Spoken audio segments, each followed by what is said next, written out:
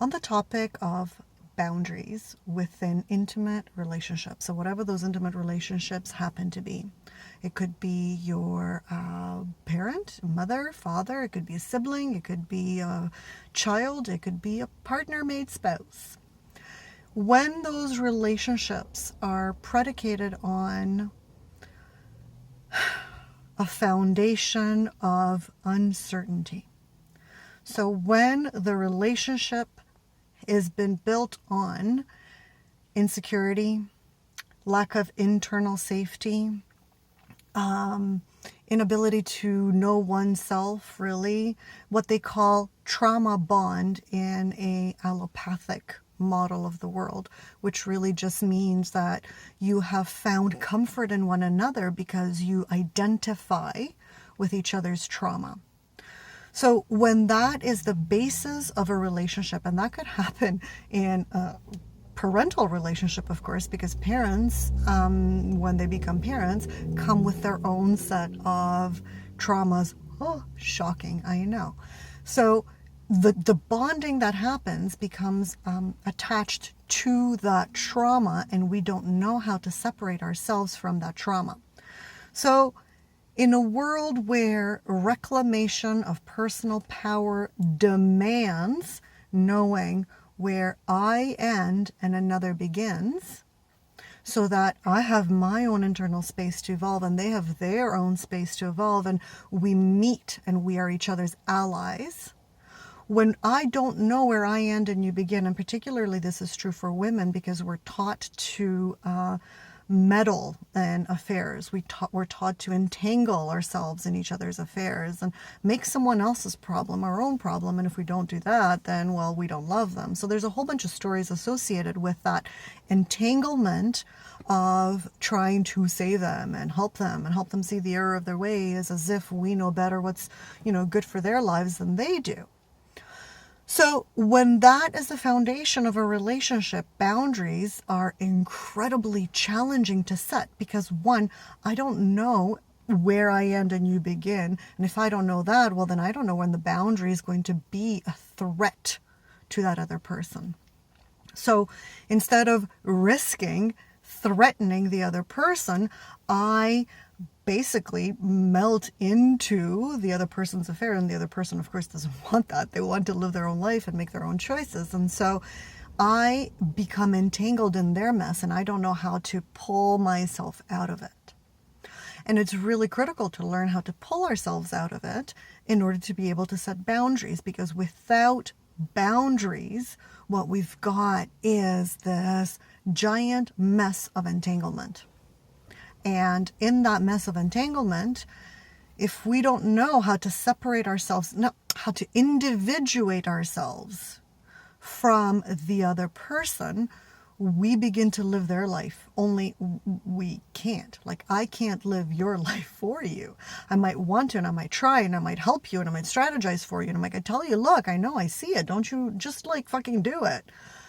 But the problem is that I'm not you and you're not me. So you have got to come to terms with your own life and make your own choices. And I have got to come to terms with my own life and my own choices and what's meaningful for me. So in order to do that, we have got to begin to notice where our fears are popping up. Because if I'm afraid to set a boundary, because if I set a boundary, you won't like me, then that means that in your presence, I cannot be authentic. At least that's what I carry as a belief about myself when I feel that I cannot set a boundary with you. So it's much more important to take a moment when that comes up. It's like, I want to stop this and I feel I can't. To take a moment and gather all your attention from all the stories and the coulds and the should, and bring it down to the base of your spine, located right in the middle of the lower hips, right? Like right in the middle of your pelvis. Bring your attention to that area so that you know you're safe. And allow yourself to have the wave of information move for as long as it needs to move. Keep your attention there. Breathe to the base of your spine. Relax your shoulders, relax your belly. Let go of the need to tell a story. And allow what's emerging to tell you the story of what is your truth. What do you hold as a belief around setting boundaries in that moment with that person in that way. Because if you don't do that, what you're going to do is you're going to lose yourself. You're not going to know who you are, never mind what you are as a quantum biological being, which is what we are. You will not know where you end and another begins. You will live in resentment and all the things that are so deeply familiar to you, probably from your upbringing. So I'm just encouraging you, I am encouraging you to pay attention to the types of relationships that you have built and what's the foundation around that. And notice inside yourself, how safe do you feel to be the full measure of who you are in that moment with that person? Is it an obligation relationship or is it a allyship? And you get to choose. You get to choose if it's meaningful for you to engage in an obligatory way, which now means you have got to just become a puddle with them and mesh your life in theirs and, live their life for them, which you can't. So therefore you're powerless in creating the outcome that you think you seek for them. Never going to happen. Never going to happen. Never ever. Or you can choose to pause for a moment, notice what you notice inside yourself, choose to individuate and reclaim your own personal power in the way that you seek to engage with that person. Be the full measure of who you are in that moment and watch what actually happens. You will notice the people that are there in your life that are your allies, and you will notice the people that are there in your life that are simply out of habit, that are simply out of obligation, out of familiarity, and all the stuff that comes up.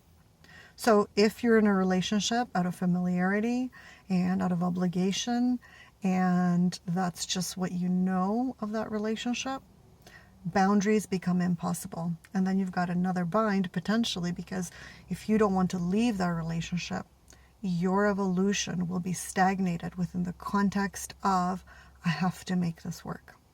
So be very, very careful about what context you're choosing. Are you choosing evolution for yourself, or are you choosing the box of the relationship that you're in? Because that will become the defining factor for your evolution.